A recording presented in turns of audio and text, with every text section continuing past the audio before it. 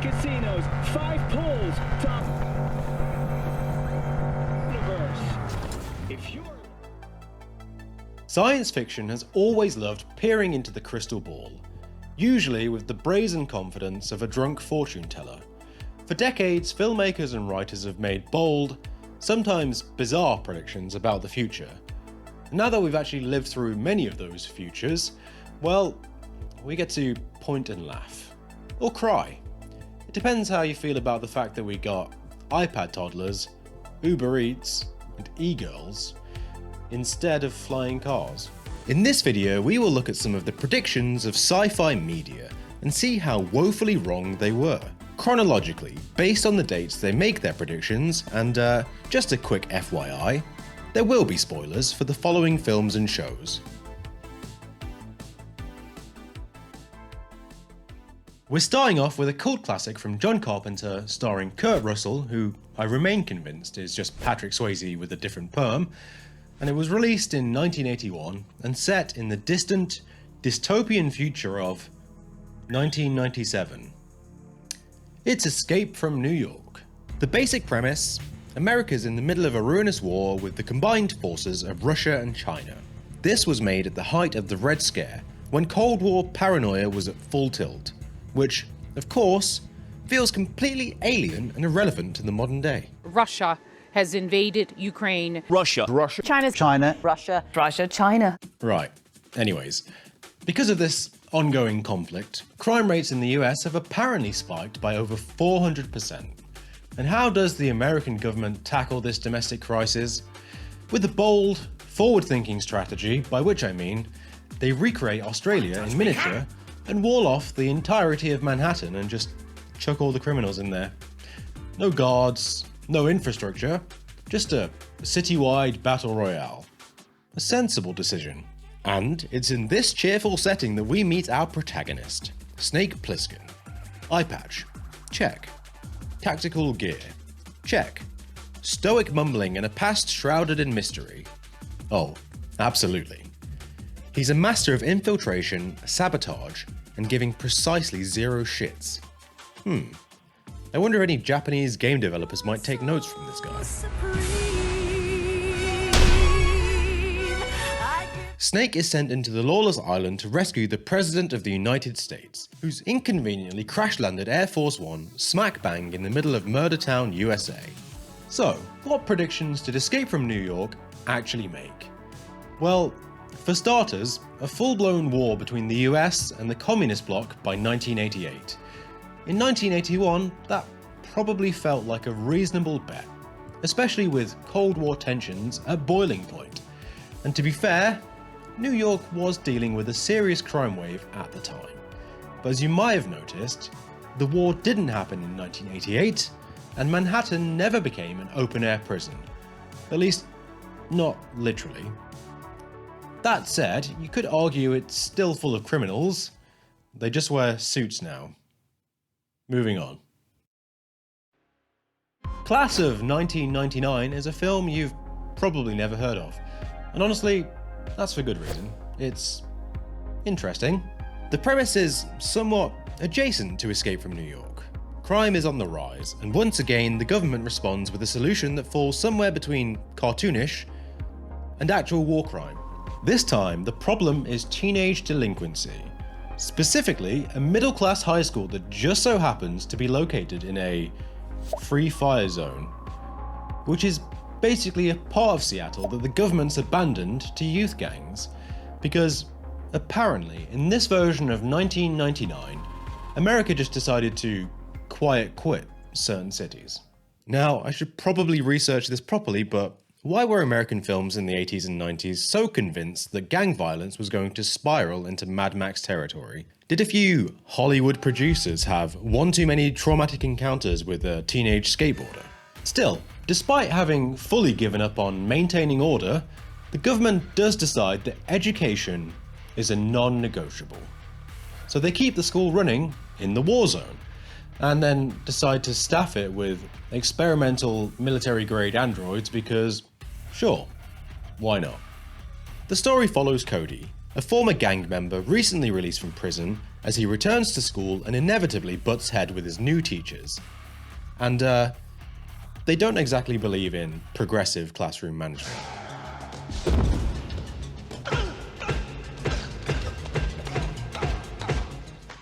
I don't know if the Socratic method includes jujitsu and corporal punishment. It might be in the fine print. Cody and his two-dimensional love interest girlfriend set about figuring out what the hell is going on with these teachers. The film had a pretty modest budget of around $5 million, and to be fair, it's all on screen.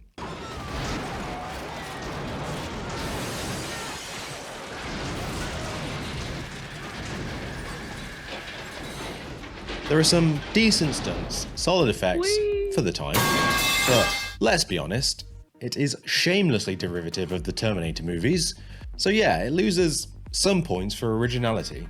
So, what did class of 1999 think the future would look like? Well, in short, teenage gangs seizing entire regions of cities, the US government shrugging and just walking away, and then the Pentagon signing off on a billion-dollar defense contract for homicidal robot teachers. Maybe if the film had predicted teachers being overstretched, underpaid, and completely burnt out, it wouldn't be getting dragged in this video, it'd be getting screened at a teachers' union rally. Funnily enough, Seattle did sort of get its own free fire zone, just 21 years later. Anyone remember the Capitol Hill Autonomous Zone, where a bunch of left-wing activists tried to exclude the government, particularly the police, from a Seattle neighborhood in response to the death of George Floyd, and it very predictably descended into chaos. It went about as well as you could expect for a Reddit tier commune. It looks like it fucking stunk. So, in fairness to class of 1999, they were wrong about the cause, wrong about the tech, wrong about the shape of America's decline, but weirdly close on the postcode. It did sort of predict the allure of being forklift certified though. Not to brag, but I am actually forklift certified, so form an orderly queue, ladies. Oh my God, amazing. Simply amazing. Play that back. This is your friendly reminder to like, comment and subscribe because it helps the channel grow. So next up, 2001, A Space Odyssey. Released in 1968 and set in, you're not going to believe this, 2001. Oh my God! Wow! This one's a bit of a different beast. Less post-apocalyptic murder zone, more ponderous ballet in space. Kubrick's vision of the early 21st century was ambitious, to say the least. By 2001, humanity had moon bases, space hotels, commercial space travel, and sentient AI capable of planning interplanetary missions, and also, apparently, full-on mental breakdowns. Dave, this conversation can serve no purpose anymore. Goodbye. HAL 9000 is one of the film's standout predictions. A calm, passive-aggressive AI assistant that eventually decides to murder everyone on board the vessel. So, basically ChatGPT if it was programmed by the CIA. And look, back in 1968, with the space race in full swing, this future didn't seem entirely mad. The moon landing was but a year away, everyone was buzzing with optimism, and Apple hadn't yet convinced us that the future meant $1,200 phones that haven't improved in any recognizable way in a decade. I guess they do kinda look like the monolith though.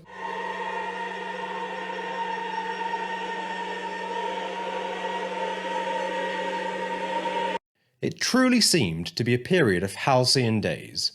The boomers had it good. It must be acknowledged. Whilst 2001 A Space Odyssey is a bona fide masterpiece, I think it's fair to say that its predictions for the year 2001 were a little bit off base. Like many sci-fi films made before the mid-90s, it completely missed the real societal shift that would define the era: the rise of the internet. Kubrick imagined lunar colonies and sentient AI, but not email chains, dial-up modems, or people spending 10 hours a day arguing on message boards about Star Wars canon. In 2001, A Space Odyssey, humans are launching manned missions to Jupiter. In actual 2001, we were just about getting to grips with the strange new form of digital connectivity in the form of the internet.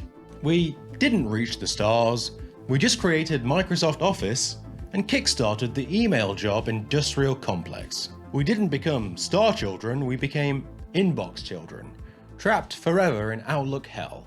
But speaking of existential despair, and the growing sense that humanity might not be ready for godlike technology,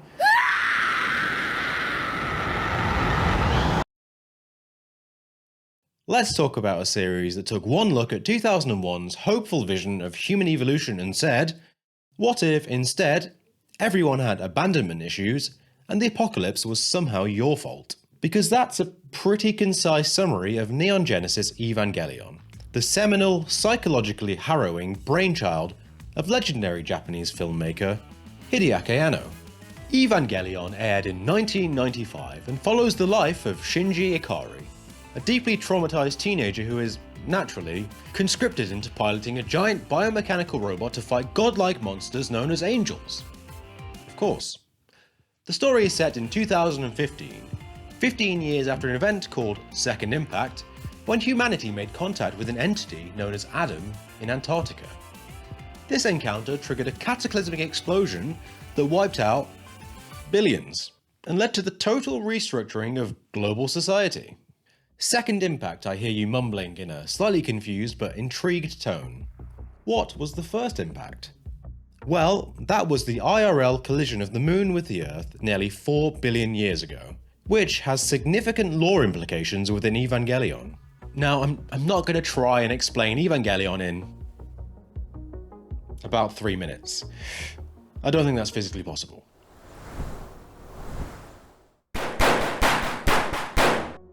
Yeah, exactly. So let's look at the core tech predictions the show makes. First up, the obvious low-hanging fruit, giant biomechanical mecha. We don't have those. And that's a shame. Damn shame. Because, like all human endeavor, we're not driven by the rule of cool, we're driven by the rule of what makes money. Or occasionally, This is not a robot that will walk into your bedroom and fuck you. the rule of horny. Which, unfortunately, means that giant eldritch robots powered by the souls of angelic beings just aren't quite horny enough for mass market appeal. The show also predicted a cataclysmic series of wars following the aforementioned Second Impact. Not only did billions die, but India and Pakistan apparently decided now was the perfect time for beef. Which, to be fair, tensions on that border are always simmering. And just to round things off, some unnamed military decided to drop a nuke on Tokyo. Because of course they did. Poor Japan. Forever the testing ground for catastrophic atomic energy-based trauma. But fair play to them, they rebuilt. First came Tokyo 2, and then, deciding they just keep naming cities like PlayStation consoles, they built an even bigger and more heavily fortified version called Tokyo 3. Honestly, at this point, they should have called it Tokyo OS, Rebuild Edition. The naming structure needs work. Thankfully, the prediction of global catastrophe didn't quite materialize. Small mercies, really. Unfortunately, the vision of a giant fortified city that can physically retract underground, like Tokyo 3, is also a bit of a miss. Not that we need to defend ourselves against giant monsters, but come on, it's pretty cool. Instead, we've got cities that can't even cope with a power cut at their biggest international airport. I won't spoil anymore, you should watch Evangelion. Ideally once when you're 14, so you can fail to understand it, and then again when you're 30, so you can still not understand it, but this time accompanied by a full-blown existential spiral. Get in the fucking robot, Shinji!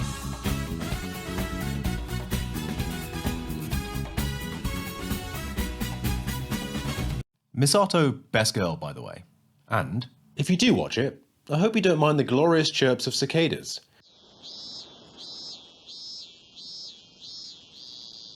Right, we've had our fill of trauma, godlike beings, and emotionally repressed teenagers. So, let's pivot to a different kind of fantasy. Back to the Future Part 2, where 2015 is a neon-soaked, gadget-filled wonderland of hoverboards, flying cars, and inexplicably aggressive 80s diners. What's wrong, McFly? You got no scrope? Released in 1989, the film boldly leaps forward to the far-off, futuristic utopia of 2015, which, from the perspective of someone in the late 1980s, probably felt like it would be packed with the craziest tech imaginable. I won't dwell on this one too much because, as you're probably aware, we do not have hoverboards. What we do have are those gay little electric scooters people leave lying around cities. You know the ones. Mostly used to steal phones or mow down pensioners. The film also famously predicted self-lacing shoes, which we definitely don't have. Aside from Nike's ridiculously expensive, Bluetooth-enabled pair that cost more than a month's of food shopping and stop working when they run out of charge. Practical. It also imagined a future where every room in the house had a fax machine. Thankfully that didn't happen, although, let's be honest, the reality of carrying a little black rectangle that constantly pings with notifications, emails, and attention-sapping TikTok videos is probably worse. The cell towers are being used for mind control. And of course, there's Jaws 19. No, the franchise didn't survive another 16 increasingly desperate sequels, but this might be the most accurate prediction the film made. Because, in a way, it did foresee the modern movie industry, where every other film is a reboot, a sequel, or something dragged out of a decades-old IP vault in a desperate attempt to hit box office numbers set by the original Avengers quadrilogy. Grand Moff Tarkin! TIE Fighters! Mon Mothma's back! Princess Leia! So far, we've looked at futures filled with gadgets, robots, and wildly misplaced optimism and pessimism. But now it's time to pivot to a very different kind of future. A future that isn't clean or shiny. A future where it's always raining, everything's drenched in neon, and absolutely no one seems even remotely happy. Welcome to Blade Runner, set in the distant future of 2019. A cyberpunk dystopia where all the really shit jobs are done by replicants, human-esque androids who may or may not dream of electric sheep. The aesthetic is undeniably stunning, though the prediction that neon would be our primary light source feels like a bit of a swing and a miss, given humanity's eventual obsession with the cold, retina-destroying glow of blue LEDs. Blade Runner stars the perpetually grumpy Harrison Ford playing Deckard, a police-appointed bounty hunter known as a Blade Runner. His job? To track down and retire replicants that have decided there's more to life than toil and strife. Adapted from the novel Do Androids Dream of Electric Sheep by Philip K. Dick, a title that, to be fair, would have made for a very weird movie poster. So the name change was probably wise. The film is set in a techno-dystopian Los Angeles, plunged into a permanent state of industrial gloom thanks to a post-World War climate crisis. Replicants are synthetic humans, engineered to do the jobs that are either too dangerous or just too shit for actual people. But they're not Terminator-esque robot men.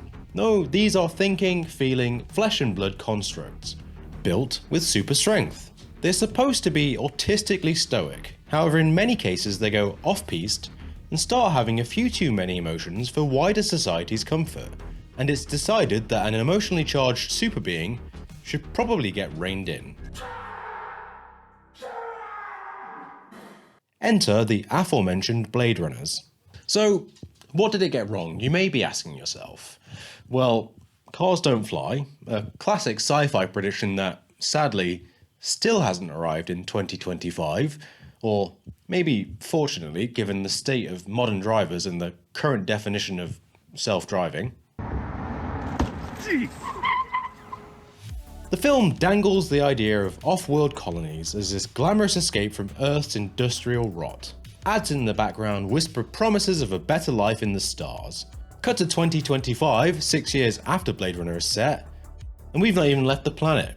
We just made Earth worse. Bezos got a bit floaty in a rocket shaped like a sex toy, but otherwise, we're all still here sweating through heat waves and getting drowned in monsoons. So I guess the prediction that the Earth's climate would become substantially less comfortable was bang on. Replicants are bioengineered humans built for strength, endurance, and eventually, complex emotional meltdowns. In real life, we do have AI that tries to mimic human conversation, and it mostly just lies and makes up facts. Spoken with the confidence of someone who thought the first Transformers movie was a documentary.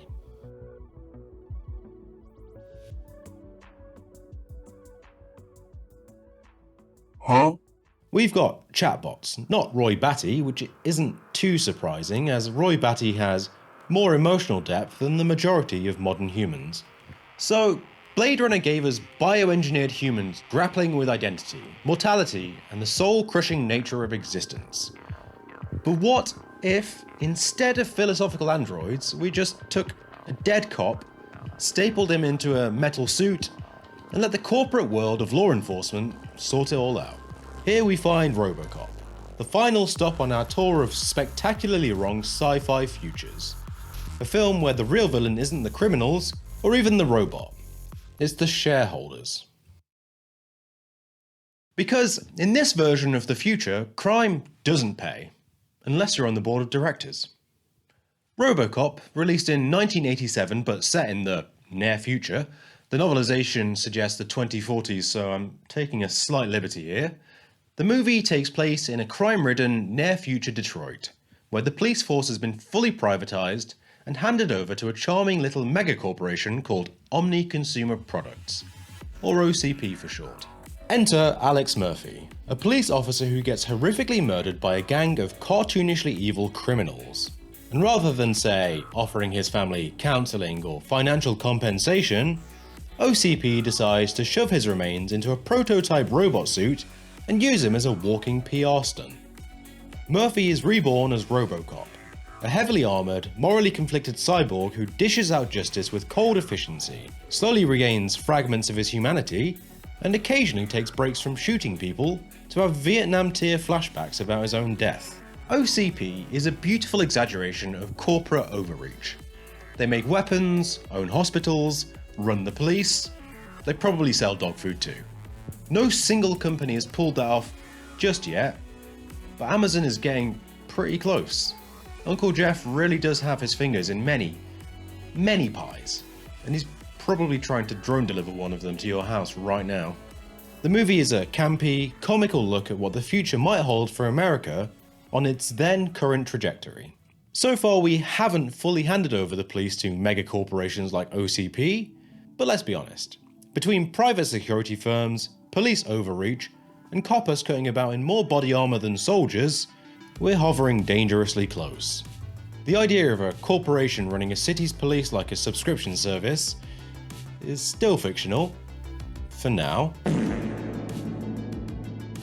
Public safety as a service can go straight in the dogshit pile, along with software, razors, mystery boxes, and basically everything else as a service. And obviously we also don't have cyborg policemen interred in their armor like Warhammer dreadnoughts. The criminals have been apprehended, brother. Detroit has more or less devolved into a complete fucking shithole though, so they got that part right. So, what have we learned from looking back at all of these imagined futures? Well, for one thing, no one really saw the internet and smartphones coming, not properly. They predicted flying cars and moon colonies, but not the fact we'd all be hunched over little glass rectangles, doom-scrolling ourselves into cognitive oblivion. We didn't get robot butlers or hoverboards. We got wage slavery via ever-rampant inflation of goods and utilities, the real-world deflation of our payslips, the surveillance state, and billionaires as the last shot we have at becoming multiplanetary. Grim. The futures we were promised were wild, colourful, and full of novel technology. What we got was the worst parts of late-stage, state-managed capitalism, Deliveroo, and AI that's all artificial and no intelligence, burning through vast farms of graphics cards at barely significant environmental expense, with the ever-so-delightful side effect of making consumer GPUs unaffordable. And yet, despite all the missed predictions, broken dreams, and deeply cursed technology, sci-fi is still kind of beautiful. Not because it's accurate, but because it tries. It hopes. Sometimes. It imagines a future where progress is made. Not always perfect futures, often quite the opposite, but sometimes a grim little warning about where we're headed if nothing changes. Meanwhile, we're just here hoping the trains run on time and our phones don't explode in our pockets. Anyway, like, comment and subscribe, join the Patreon and hit up the Discord, blah blah blah. Or don't. The heat death of the universe is coming either way.